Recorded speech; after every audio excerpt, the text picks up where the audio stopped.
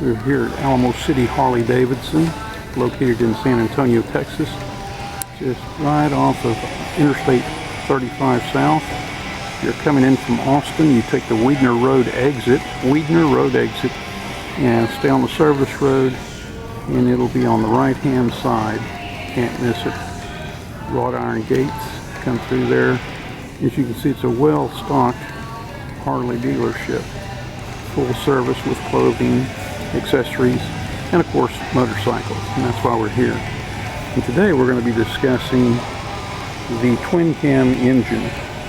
Here's an example of a street glide. Looks like a maybe 2015 model, I would assume, being September. And you can see here it's the 103, which is your standard twin cam engine. Now the things you have to watch out for on this particular bike, and we're not going to be talking about the lights, bells, and whistles, such as the radio and all the gadgets and chrome and all that. We're going to concentrate on the power plant itself. Now here's what you got to watch out for on this particular machine.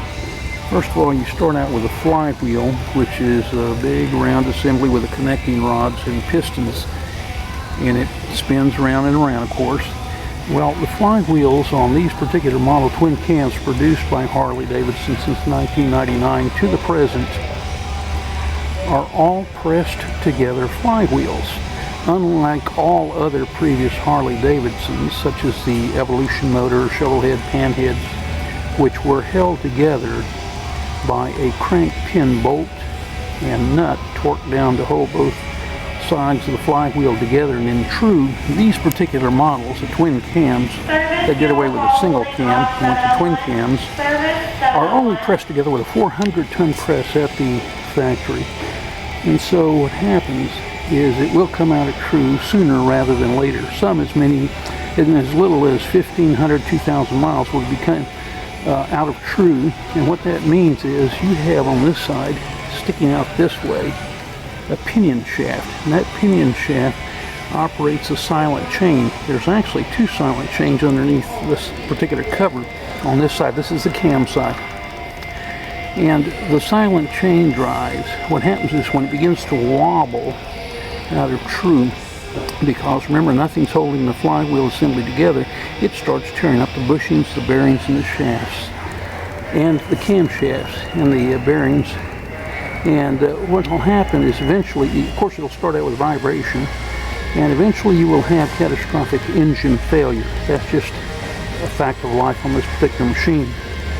Now the second thing that you have here is we started talking about the silent chain drive. You have two of them, one outboard, which operates the oil pump, and one inboard, the cam plate on the other side, that operates the two camshafts. They both have a thumb-sized chain cam tensioner, which is made out of plastic, and they must be periodically inspected, and they must be replaced for wear. Failure to do so will cause metal-to-metal contact, as the two little plastic tensioners rubbing up against a metal chain will disintegrate. Then you have metal-to-metal contact, and immediate and catastrophic engine failure occurs. Now another characteristic of this particular machine is the fact that you have a very small stock oil pump that's very inadequate. It only pumps out 3 to 8 psi pressure, oil pressure, when at idle. And so what Harley did to compensate for that inadequate stock oil pump was, rather than replace it with an adequate one, they simply put some sensors in this machine, and when you come to a stop, that rear cylinder right there shuts off. Can you imagine that? You paid big money for a Harley-Davidson, and at idle, that rear cylinder, which tends to run extremely hot, and that's why you'll see many heat shields placed on some of these rear cylinders, occurs. So they run extremely hot. Temperatures of 250 degrees are not uncommon on this particular machine. So get ready for some heat, folks, if you go this route. That's the 103. So remember, press together flywheel, silent chain drives rather than gear drive. They could have chosen to go gear drive, but they chose silent chain drive so that you have to replace those cam chain tensioners. And in order to replace them, you have to first of all take off these stock pipes. The foot pegs all have to come off, And of course, typically the gas tank has to come off. The rocker boxes on top have to come off so you can pull off and expose the push rods and take the push rods out that way. Or you can save some time and money by simply pulling up these push rod covers up, taking bolt cutters and snipping all 4 push rods and replacing them with adjustable push rods. That way you don't have to take the gas tank off or the rocker boxes. It's still a costly procedure. Now, another thing with this particular machine, twin cams, all twin cams, no matter what size, 96, 96B, 88s, 110, they all have these silent chain drives and run extremely hot. So you just know what you're buying when you're getting these new Harleys. Unlike the older single cam Harleys, which were produced, the Evo motor, which was the previous motor, was produced from 1984 to 1998, and then the twin cam was introduced in 1999. So you have these heat issues to deal with this bike. And remember, that rear cylinder will shut off at idle because you're pumping very little oil pressure through the system, and heat is an engine's worst enemy. So just know what you're buying there. Now, another thing is, I don't know if many aficionados actually know this or not, but these are your forks, and they come from Japan by a company named Showa. They are not American made. They are produced by a company named Showa, who has been supplying Harley-Davidson with their front forks for about 30 years now. So about 85% of this bike is made or assembled here in America, and the remaining 15% really comes from overseas. So that's an example of the 103 twin cam engine and some of the inherent flaws. So it's really a fairly flawed design if you really look at it.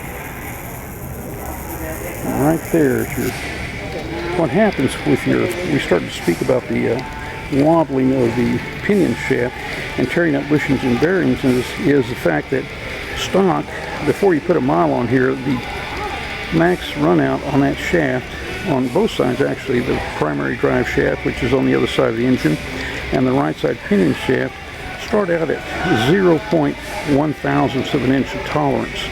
And as soon as you crank this bike up, the flywheels not being held together but just pressed together will start to come out of true, and at 0.3 thousandths of an inch of wobble on both shafts, you will start getting engine damage, and it just will accelerate and accelerate and accelerate. And at first it starts out with vibrations. You just feel, man, my engine is just vibrating much more than when I first bought it. Why? That's the reason why, folks. I'm just sharing some facts with you. Now on this side you have the primary shaft, primary drive right here, where you have another chain drive, and that chain drive also has, right around the bottom of that bike, it has a plastic chain tensioner as well, and that has to be changed out as soon as you notice any kind of wear. So typically you'll get 30,000 miles out of it before you have to worry about that. But the other side, the chain cam tensioners are really unpredictable. We don't know how long they can go, and Harley unfortunately does not tell you as an owner what the inspection interval is mileage wise.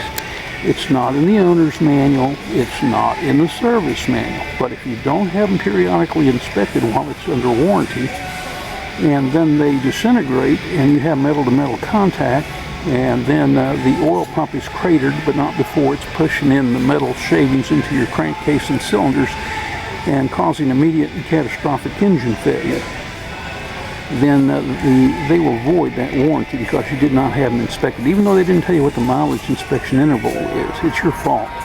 Now, can you imagine going at highway speeds when that oil pump craters and it starts spewing out 250 degree plus oil all over your rear tire?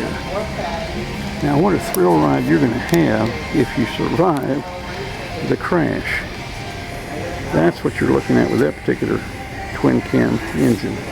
So just know what you're buying, folks, before you invest your hard-earned money.